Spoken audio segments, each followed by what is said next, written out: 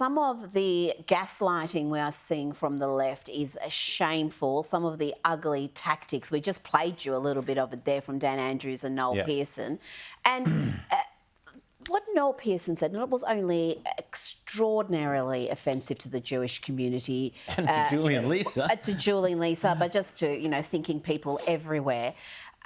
He then had the hide in that same interview to say, when they go low, we go high, whilst he employs tactics like that. When they go as low as you can possibly go, and yet they pretend they've got the moral high ground. Well, Australians aren't stupid. They're not going to fall for that. They're not going to be guilted into supporting something that they fundamentally disagree with.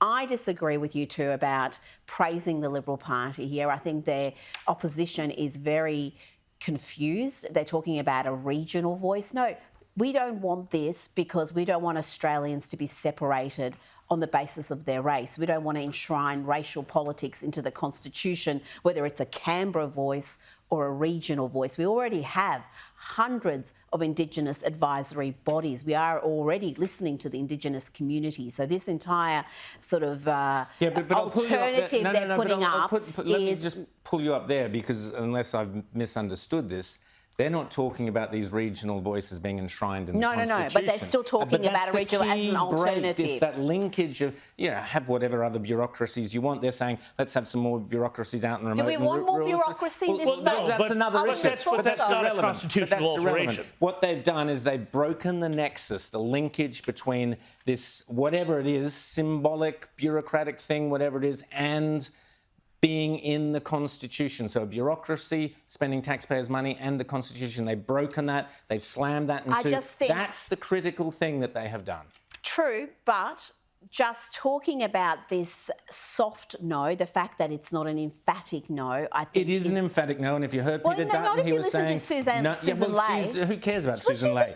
She's the deputy, she's not the leader, so you listen to the leader, not the deputy. Who cares about the deputy? But can I say one other thing about Noel Pearson? Yes. He talked about that really offensive diatribe about, do they want us to wear a star to identify us? Well, if you actually do have a voice and only people with some Indigenous heritage can participate, that's when you have the star. Exactly. That's when you're asking people to prove their Indigenous heritage so they can participate in something that all other Australians are excluded from.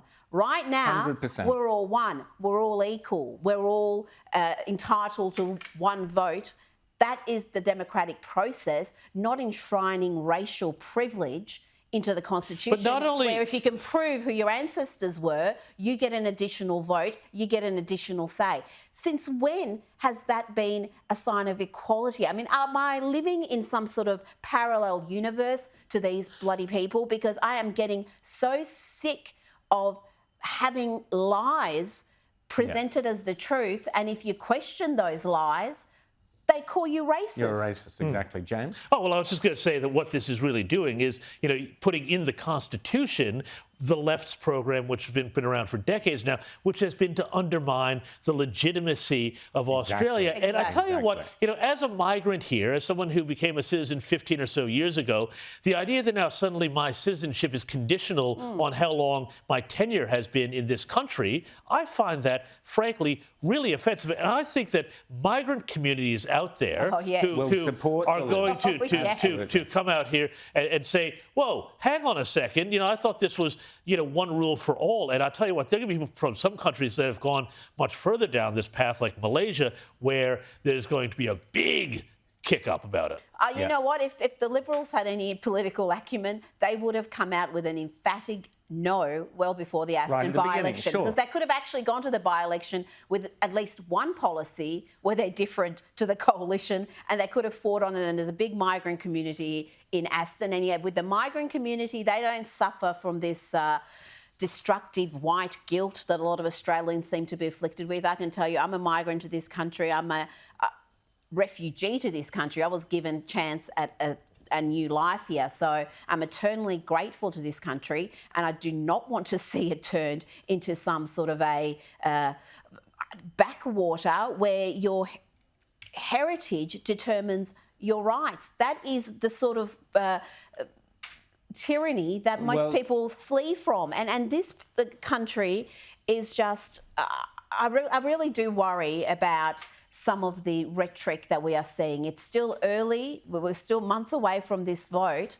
And some of the arguments being put forward are really quite ugly and sinister. And what's going to happen, because it's been off the radar of most people, Albanese was hoping to just kind of get this through on the vibe, on the goodwill. And Australians are full of goodwill towards Indigenous and all Australians, all other Australians. That's the Australian character. So they're hoping to trade off that and insert something into the Constitution which will be destructive, incredibly destructive. As Jacinta Price has said, does it mean if we have something in the Constitution, a voice in the Constitution to help disadvantaged Australians, something in the Constitution for all time, does that mean white Australia intends for Indigenous Australians to be disadvantaged for all time? And that's a great insight. She's full of great insights, and she's come out strongly against Noel Pearson's incredibly offensive rhetoric. But I had to laugh, Rita and James, at this particular response from Marsha Langton. It's astonishing how those who've been pushing the voice have suddenly turned very strident indeed. She's come out. Marsha Langton said, if you vote no, you won't get a welcome to country again. Well, Marsha, I hope you live up to that promise. Thank you, Rita. Well, yes, your terms are acceptable, Marsha. Thank you very much. As the kids say, don't threaten me with a good time. Noel Pearson also came out with a comment about, if this is voted down, then you won't be... he's going to fall silent. Hang on, which side is he? Which side is he campaigning for now? The no vote. Another endorsement for the no vote. But let's talk about the welcome to country thing, because this is really important, because I think I'm sensing a lot of Australians, you go on an aeroplane now, you go to this, a lot of Australians, you get the silent groan, you get the roll of the eyes. I think corporate Australia has forced what was originally a well-intentioned, well-meaning idea, this kind of acknowledgement, welcome, whatever you want to call it, to country. But personally, I am fed up of being welcomed to my own country. Marsha Langton, I hate to tell it, this is not your country. It's not my country, it's our country. We share it. And it's nice of you to say welcome to country occasionally at a symbolic event, but not every single day and every single place I go. I'm kind of tired of it, Rita. The sentiment against this is enormous, and people are too scared to voice what many believe, because God forbid you should actually say that I feel as entitled to call this land my country as anybody else. And again, I talked about the migrant community, me as a migrant, James as a migrant. This notion of always was, always will be, that's essentially a PC way of saying go back to where you came from. Yeah, go back to where you came from, exactly. Ugly sentiment, and I can tell you a lot of migrants receive it that way. So if the Liberals can find their backbone and come out emphatically against this, not apologetically, not, we're sorry to have to oppose it, but for the good of the country we have to. No, to come out unapologetically and say, this is divisive, this is destructive, we will not have any form of this in this country, I think they will get enormous support. But you cannot have the likes of Susan Ley doing that job that she did when the opposition was announced. That was pathetic. I agree. Okay, thank you. And that was utterly pathetic. And those bedwetting libs are in the absolute minority.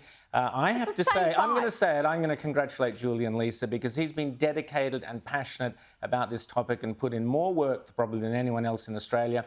And he's recognised, ultimately, the reality of what is being offered by Albanese is not acceptable. So hats off to Julian Leeser for accepting that. Oh, okay. No, because he wants this in the Constitution. That's fine, but no not in is the current form. When you get into that referendum booth, it's either yes or it's no. All the other, James, all the other little bits and pieces go by the by. It's a yes or a no, and I believe the majority of Australian people in the majority of Australian states will say no, and it will be emphatic.